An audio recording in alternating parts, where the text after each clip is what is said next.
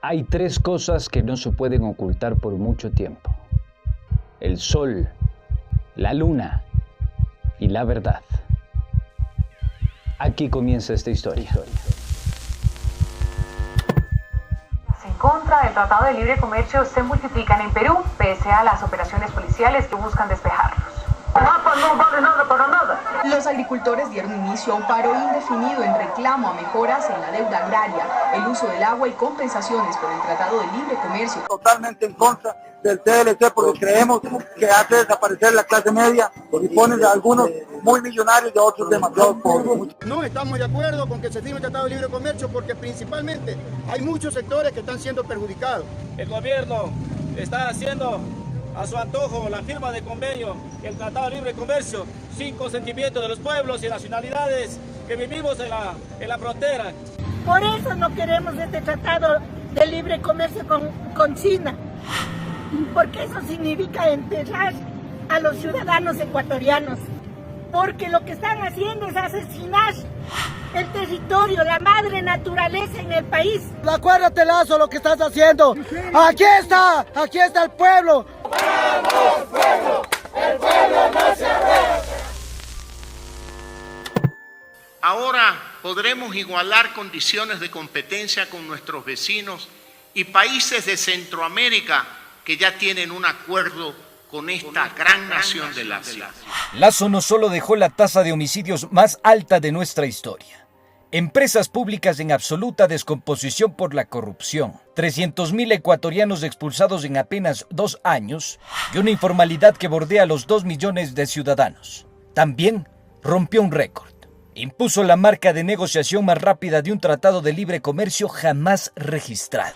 En apenas 4 rondas de negocio y en menos de 6 meses, Lazo entregó el Ecuador en bandeja de plata al gigante asiático. Más de 4.677 productos chinos invadirán el mercado ecuatoriano con 0% de arancel, mientras que el Ecuador apenas exportará 37 productos. Un acuerdo desigual que se convertirá en una bomba de tiempo para el empleo y la producción nacional. Definitivamente nos pone en una situación de tremenda desventaja.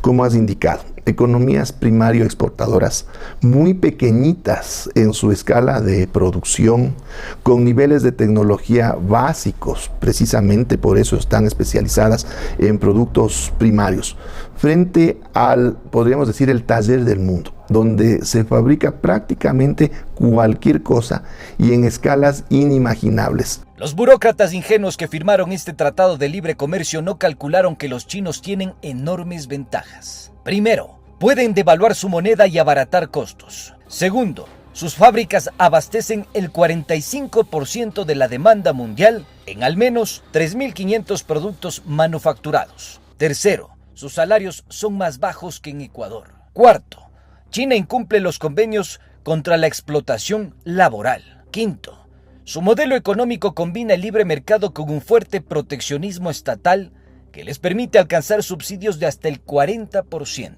Entonces, con eso lo que estamos es condenándonos a que no podamos luego desarrollar un aparato industrial que pueda tener valor agregado.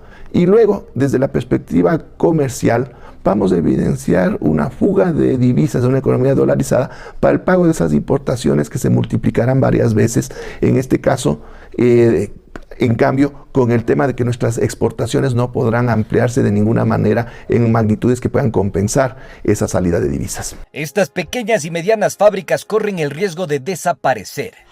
Serán reemplazadas por enormes estacionamientos de automotores y maquinaria china, que terminarán por desplazar a los autopartes nacionales y la metalmecánica. Y aunque los defensores del TLC insistan en que este acuerdo beneficia al sector agroexportador, los indicadores demuestran lo contrario. No estamos preparados.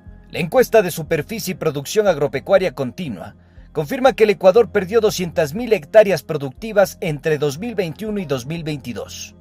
Y aunque el gobierno promete un futuro meteórico en la exportación de pitahaya, no existen datos actualizados sobre las hectáreas cultivadas. prácticamente todo lo que podemos producir y exportar de estos productos que son en los que tenemos competitividad a nivel externo, básicamente ya nos limita totalmente. Es decir, poder duplicar la producción y exportación bananera es imposible. Si bien el sector bananero, camaronero y pesquero es el gran beneficiario de este TLC, ¿qué sucederá cuando sus fábricas, empacadoras y haciendas no den abasto a la demanda china o simplemente su producto se encarezca frente al de otros socios comerciales? Según datos de la Asociación de Exportadores de Banano del Ecuador, las exportaciones de este producto decrecieron en un 8% los últimos 5 años. Claro, yo puedo llegar a un acuerdo con alguna gran corporación o alguna gran cadena de supermercados en China, pero ¿existe la infraestructura para responder al nivel de demanda que va a existir? ¿No? O por ejemplo, firmo un contrato para la industria textil o para cualquier otra industria en donde Ecuador sea competitivo y me hacen una demanda gigantesca en donde yo voy a tener que ampliar mi infraestructura de productividad aquí, ¿no? Con el riesgo de que el día de mañana me digan no gracias y yo me quede con una infraestructura hiperinflada. El objetivo es convertirnos en el gran proveedor del gigante, pero para hacerlo, al menos deberíamos duplicar las hectáreas sembradas de banano. Es decir, que Ecuador necesitaría producir el equivalente a toda la superficie de la provincia del oro.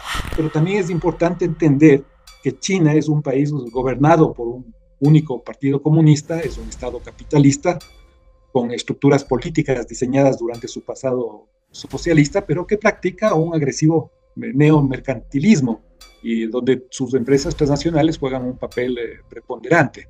Y por lo tanto, si estamos hablando ya de negociaciones comerciales y más aún de tratados de libre comercio, creo que hay que poner atención a todo lo que se está indicando por parte de la sociedad, incluyendo la necesidad de tener mayor información sobre la negociación y concretamente sobre la letra fina de la negociación. En 2019, 2020 y 2022, el camarón ecuatoriano fue víctima de cambios en las reglas del juego. Se le impuso sanciones y restricciones de ingreso al mercado chino. Las autoridades sanitarias emitieron una alerta por una supuesta detección de camarón contaminado con cabeza amarilla y coronavirus. En el 2008, China pasó una regulación, una ley de seguridad alimentaria.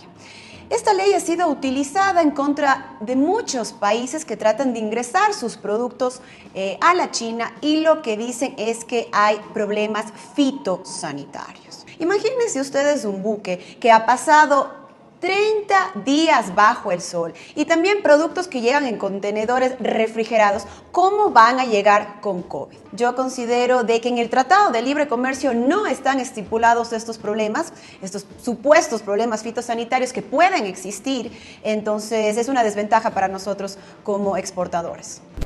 Hay ejemplos en América Latina que no son alentadores. Son los casos de Chile, Perú y Costa Rica, que en promedio demoraron cerca de 3 años su negociación de un tratado de libre comercio con el gigante asiático. Los resultados no son favorables.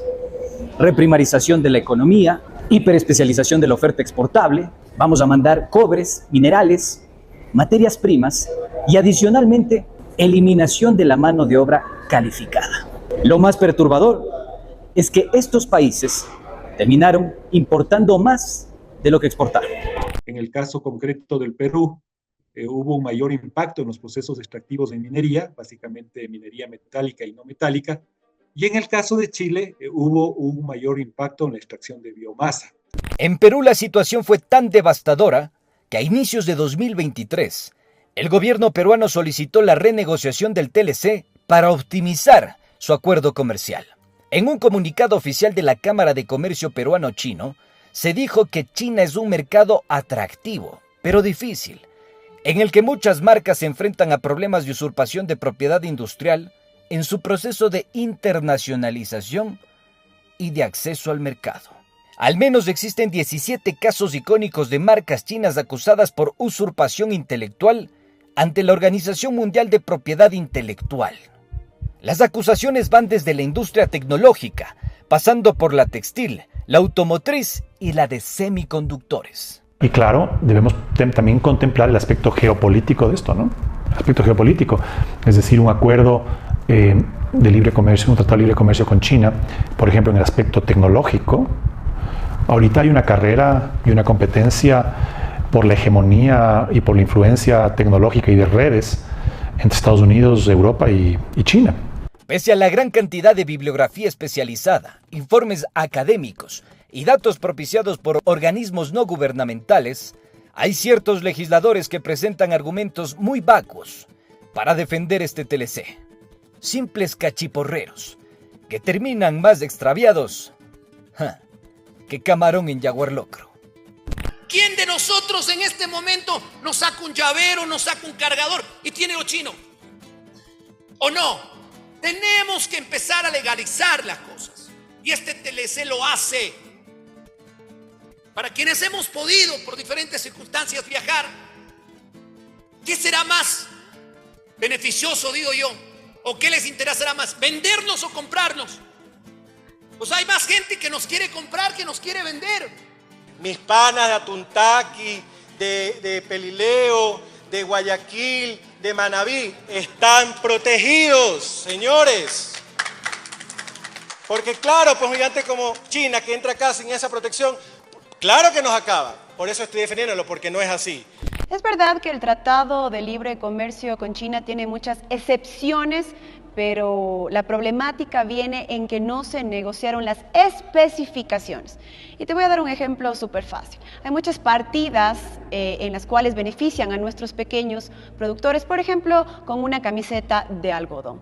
China dice, está muy bien, está protegida, no vamos a exportar camisetas de algodón al Ecuador. Pero ¿qué es lo que hace? Nos envían camisetas de algodón con un pequeño bordado o tienen ciertas características que al final para el consumidor del día a día son camisetas de algodón. De esta manera afectan directamente el comercio de nuestros pequeños productores. Y eso es lo que no está especificado en el Tratado de Libre Comercio con China. Y es que los temas sensibles de esta pequeña constitución comercial no se agotan. Otro asunto acordado entre gallos y medianoche son los estándares ambientales que impulsa el gigante asiático. El gobierno de Lasso acordó que el respeto al medio ambiente y a los derechos laborales no son obligatorios para el intercambio comercial.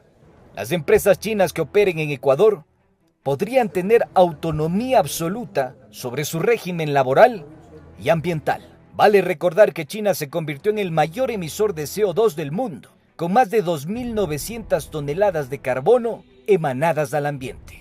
Y si de residuos sólidos se trata, China genera 395 millones de toneladas anuales. Me pregunto si este es el panorama que le depara al Ecuador.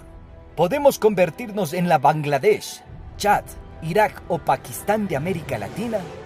Entonces, lo que sale de esos patrones de consumo y de industrialización china se traduce evidentemente en desechos industriales, algunos con contenidos muy tóxicos. Esto lo ha analizado a fondo la coalición Basura Cero y concluyen en que lo que va a entrar es todo tipo de desechos industriales, eléctricos, electrónicos, vidrio, chatarra, farmacéuticos. ¿Y nosotros dónde vamos a poner toda esta basura? En las Islas Galápagos, en el Chimborazo, en el río Tomebamba, en el Azuay. ¿Qué vamos a hacer con esta basura? Siendo nosotros uno de los países con la mayor biodiversidad del mundo. En los próximos días, la Asamblea definirá la estocada final. En medio de una guerra declarada contra el terrorismo, el Ecuador podría renunciar a la bonanza de su industria y a la protección ambiental o simplemente rechazar este instrumento. El TLC con China ya atravesó por 4 fases previas, en las que el expresidente Lasso, su gobierno, la Corte Constitucional y los equipos negociadores de China y Ecuador nos pusieron en jaque. Ahora, la ofensiva se encuentra en la cancha del legislativo. El análisis de la Corte Constitucional hemos podido comprobar que se hizo a partir de un informe presentado ante el conjunto de jueces y juezas por una de las personas integrantes de la Corte, pero que tiene graves omisiones e inconsistencias. El señor presidente de la República actualmente está desesperado porque pase este Tratado de Libre Comercio, pero no ha tenido mesas técnicas con los micro y los pequeños productores de este país. Y también lo que me ha llamado mucho la atención, y quiero ser enfática, es que muchos de los asambleístas no se han dado el tiempo de leer todas las casi 800 hojas de este Tratado de Libre Comercio y tienen mucho desconocimiento y tengo miedo que por eso vayan a votar en contra del pueblo ecuatoriano. El bloque oficialista, ellos están apoyando porque asumen que es la firma del Tratado de Libre Comercio y la aprobación desde la Asamblea Nacional significa salir del subdesarrollo, significa apoyar a los productores del país, lo cual es totalmente contrario. Totalmente contrario, lo único que estamos más bien es profundizando toda la situación crítica que vivimos en el país. Mientras el gobierno quiere subir el IVA al 15% para obtener $1.350 millones y enfrentar al terrorismo, por el otro lado, quiere aprobar un TLC con China que le quitará 600 millones de ingresos. Además, eliminar la posibilidad de obtener más recursos fiscales a través de aranceles de importación. Si Kronfle, Noboa y su oficialismo no se despojan de los dogmas y el conflicto de interés, este TLC con China será la cuenta regresiva de la agonía social y económica de la familia ecuatoriana. Al final del día, lo único que nunca muere es la memoria.